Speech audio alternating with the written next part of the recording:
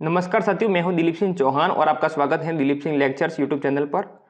Notes, PDF, class information, books, PDF and all updates के लिए आप ज्वाइन कर सकते हैं Dilip Singh lectures Telegram channel. साथ ही आप सभी अपडेट्स पाने के लिए और मेरे से जुड़ने के लिए ऑल सोशल मीडिया पर जुड़ सकते हैं। Instagram, Facebook group, Telegram group, YouTube सभी दिलीप सिंह लेक्चर्स नाम से ही हैं। आप जुड़ सकते हैं और अपडेट रह सकते हैं। कोई भी डाउट है तो आप directly Instagram, Facebook, Telegram, YouTube channel के माध्यम से मेरे से जुड़कर बात कर सकते हैं। क्लास 12th एनसीईआरटी मैथ्स में आपका स्वागत है। अपन पढ़ रहे हैं chapter number 2, inverse trigonometric function. आज इस क्लास में अपन प्रश्नावली 2.1 के क्वेश्चन नंबर 11 से 14 तक कंप्लीट करेंगे। निम्नलिखित के मान ज्ञात कीजिए, जिसमें 11वां क्वेश्चन है tan inverse 1 plus cos inverse minus का 1/2 प्लस साइन इनवर्स माइनस 1/2। अब देखिए, इस क्वेश्चन को सॉल्व करने के लिए अपने को रेंज पता होनी जरूरी है। तो हर क्लास में जहां जहां रेंज की जरूरत होगी मैं आपको रिवाइज करवा जाऊंगा कि रेंज को आप कैसे याद रखेंगे। तो रेंज इक्वल टू अपन लिखेंगे, यहाँ पर लिखने का तरीका है कि साइन इनवर्स एक्स, फिर लिखना है कोसेक इनवर्स एक्स, फिर लिखना है टेन इनवर्स एक्स। अब देखिए कि साइन इनवर्स एक्स की जो रेंज है वो कितनी होती है, माइनस के π/2 से π/2, और कोसेक इनवर्स एक्स की रेंज क्या होती है, माइनस के π/2 से π/2 होती है। लेकिन इसमें देखना होगा कि कोसेक इनवर्स एक्स में इन्फिनिट किस पे बनता है, तो जीरो पे इन्फिनिट बनता है, इसलिए जीरो को अपन हटा देंगे क्योंकि इन्फिनिट वैलिड नहीं है मैथ्स में। फिर बात करते हैं कि tan inverse x. Tan inverse x में क्या होता है कि यहाँ पर 90 पर इन्फिनिट बनता है, तो 90 पर इन्फिनिट बनेगा, इसलिए यहाँ पर दोनों 90 माइनस वाले और प्लस वाले हटा देंगे क्योंकि 90 होता है। जब अपन क्वाड्रेंट में घूमेंगे तो फर्स्ट में क्या आएगा, 90 आएगा, फिर -90 आएगा, फिर 90 आएगा, इस तरह से चलता रहेगा, है ना। तो उस कंडीशन के कारण अपने को माइनस के π/2 और π/2 दोनों, मतलब π/2 माइनस के हो या प्लस के हो, हटाने पड़ते हैं। इसीलिए यहाँ पर कि ये ब्रैकेट लगता है, जिसका मतलब होता है कि यहाँ पर माइनस के π/2 और π/2 इंक्लूड नहीं है, इनके मध्य वाला मान इंक्लूड है। और इस कोष्टक का मतलब होता है कि माइनस के π/2 और π/2 दोनों इंक्लूड हैं और इनके मध्य का मान भी इंक्लूड है। अब बात करते हैं, अपन यहाँ पर लिखेंगे कि कॉस इनवर्स एक्स, फिर है यहाँ पे सेक इनवर्स एक्स, फिर है कॉट इनवर्स एक्स।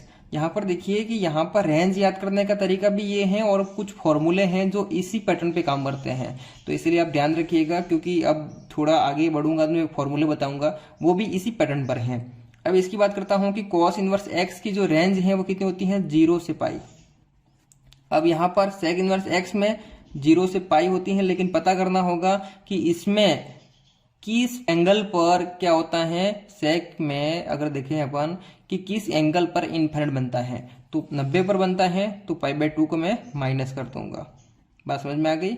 अगर यही बात करता हूँ कॉट इनवर्स एक्स में, तो 0 और पाई पे बनता है, तो और 0 और पाई को मैं यहाँ पे हटा दूंगा। तो ये इसकी हो गई है, रेंज हो गई है। बात क्लियर है।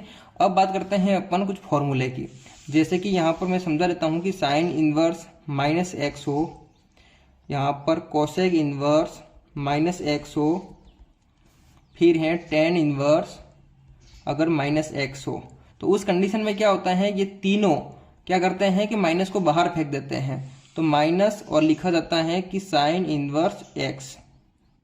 क्या बात क्लियर है। इसी प्रकार ये माइनस को फेंक देगा और माइनस और क्या लिखा जाएगा, माइनस को बाहर फेंक दिया और कोसेक इनवर्स x, माइनस को बाहर फेंक दिया और क्या आ गया है, टेन इनवर्स x।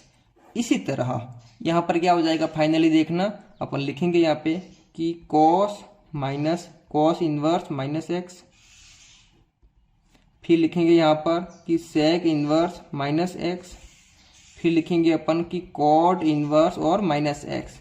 तो यहाँ पर क्या होता है कि माइनस बाहर तो फेंकते हैं लेकिन पाई में से माइनस करते हैं, तो pi minus cos inverse x, फिर क्या हो जाएगा यहाँ पे कि पाई माइनस की सेक इनवर्स x, फिर क्या हो जाएगा pi minus cot inverse x। तो देखिए यहाँ पर जो लिंक ऊपर था वही लिंक यहाँ पर इन फॉर्मूलों में है, इसलिए मैंने कहा था कि इनको लिखने का तरीका आपको याद करना पड़ेगा।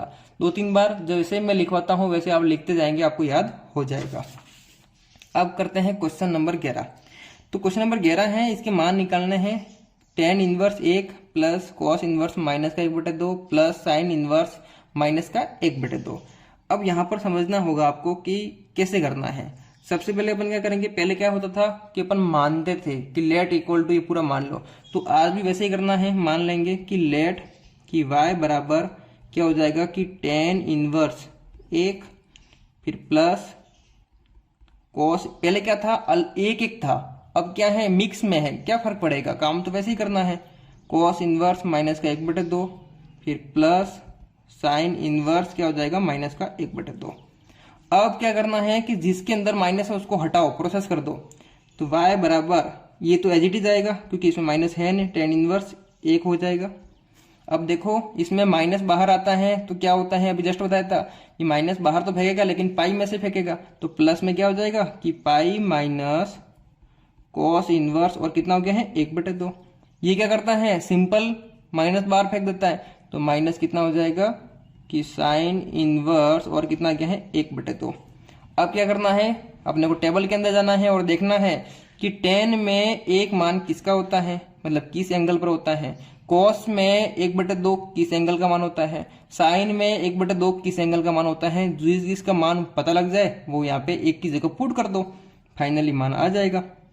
यहाँ पर देखो y बराबर क्या लिख सकता हूँ मैं कि tan इनवर्स, ये मान किसका है tan π/4 का, tan 45 का मान 1 होता है ना, फिर प्लस पाई का पाई रहेगा, फिर माइनस का माइनस रहेगा। और यहाँ पे देखो कि कॉस इनवर्स, कॉस में गए और आपने देखा कि 1/2 जो मान है कॉस में टेबल के अंदर किस कोण का मान होता है, तो फाइनली आपने देखा कि उसमें कॉस π/3 मतलब कॉस 60 का मान होता है। तो आप लिख देंगे कि कॉस π/3 फिर माइनस फिर साइन इनवर्स, और देखा कि साइन का मान, साइन के अंदर गए अपन और साइन में 1/2 जो मान है वो किस एंगल का मान है, तो अपन ने देखा 30 का मान होता है, मतलब साइन कितना हो जाएगा π/6 हो जाएगा। बात समझ में आ रही है आपको।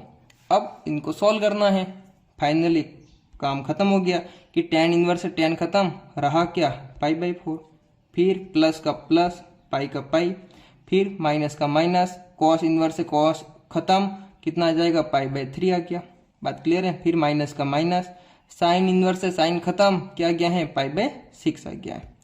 अब देखो इन सभी का एलसीएम ले लेंगे अपन, 4 3 और 6, इसके नीचे कुछ भी मतलब 1 आ जाएगा, तो इनका एलसीएम लेता हूं तो मुझे मिलता है कितना 12।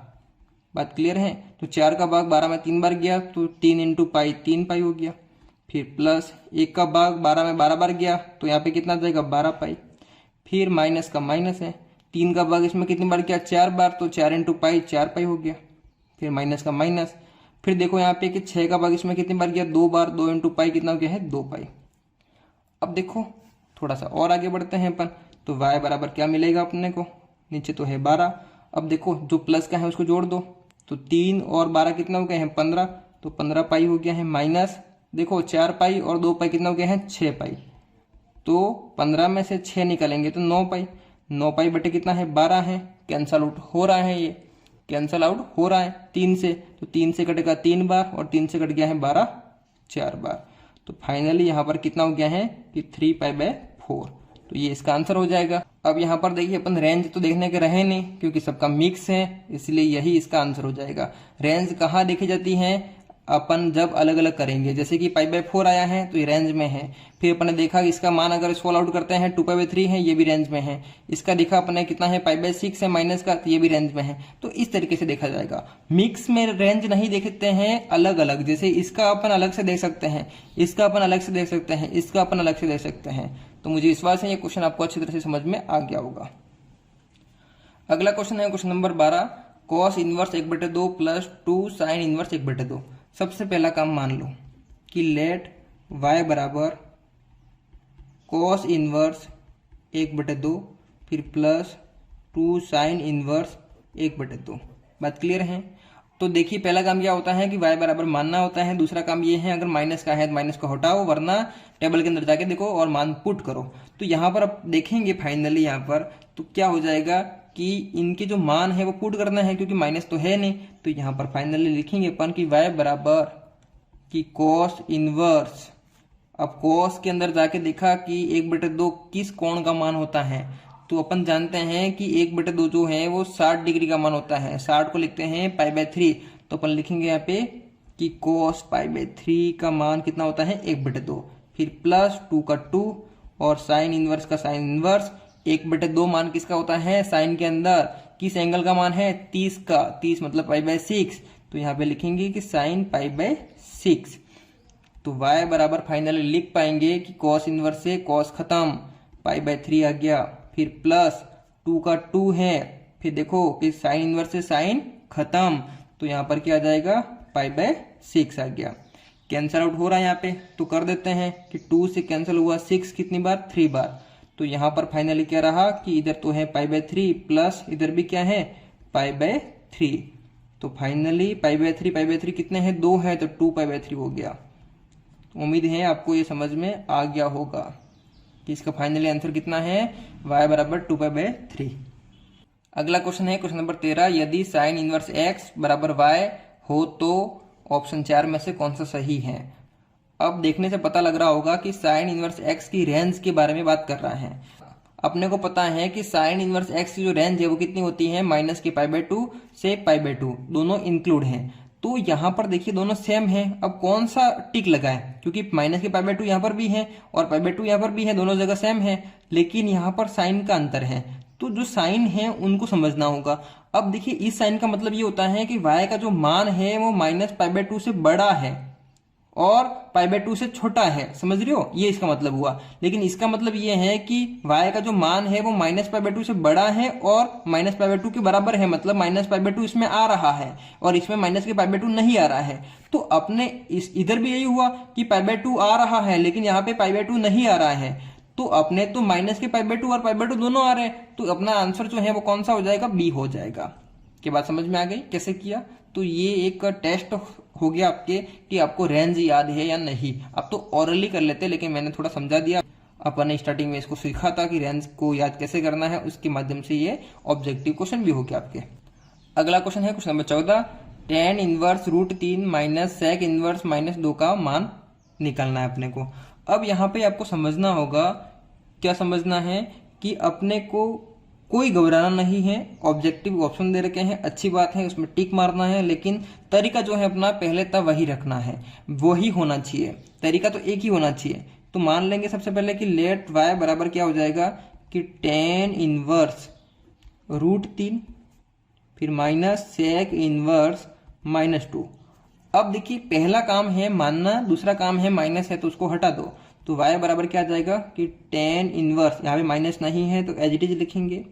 अब यहाँ पे माइनस है तो क्या हो जाएगा, जो सेक है वो क्या करता है माइनस को बाहर तो फेंकता है लेकिन क्या करता है पाई में से घटाता है, तो ये जो माइनस है वो तो एज इट इज रहेगा और बड़ा कोष्टक अपन लगा देंगे सुरक्षा के लिए, और यहाँ पे क्या हो जाएगा कि पाई माइनस सेक इनवर्स, और यहाँ पे क्या हो जाएगा 2 हो जाएगा। अब कोष्टक खोलेंगे और युद्ध होगा वो अलग बात है, तो y बराबर क्या हो जाएगा कि tan इनवर्स, और यहाँ पे क्या है √3 है, माइनस का गुणा पाई से हुआ तो माइनस का पाई हो गया, और माइनस का गुणा इससे हुआ तो ये प्लस का हो गया, और सेक इनवर्स और कितना गया है 2 आ गया है। अब अपन टेबल के अंदर जाके मान पुट कर सकते हैं, तो y बराबर tan इनवर्स √3 है, तो √3 tan के अंदर किस कोण का मान होता है ये अपने को पता होना जरूरी है। तो फाइनली अपन गए टेबल के अंदर, तो √3 tan के अंदर किस कोण का मान है, तो tan π/3 का मान है, तो पुट कर लेंगे अपन यहाँ पे कि tan इनवर्स, और यहाँ पे हो जाएगा tan π/3, फिर माइनस है, फिर पाई है, फिर प्लस। अब बात करेंगे अपन सेक इनवर्स की। अब देखिए सेक इनवर्स का सेक इनवर्स हो गया है 2। अब सेक में जाकर देखो कि 2 जो है वो किस एंगल का मान है, समझ रहे हो मेरी बात। तो अपन ने जाके देखा और किसका मान है ये π/3 का है, तो अपन यहाँ पे पुट कर लेंगे और क्या आ जाएगा कि सेक कितना हो जाएगा π/3 हो गया। तो यहाँ पर tan इनवर्स और tan कैंसल आउट हो गए, कितना क्या है π/3, फिर कितना है माइनस का पाई है, और फिर प्लस कितना हो गया है सेक इनवर्स से सेक खत्म π/3।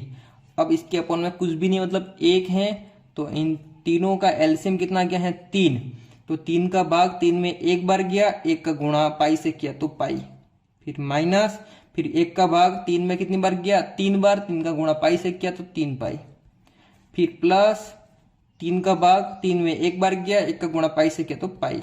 तो यहाँ पे देखो कि 2 पाई प्लस के हैं और 3 पाई माइनस के हैं, तो यहाँ पे रहा -पाई/3 के बाद क्लियर है। तो ये इसका आंसर है।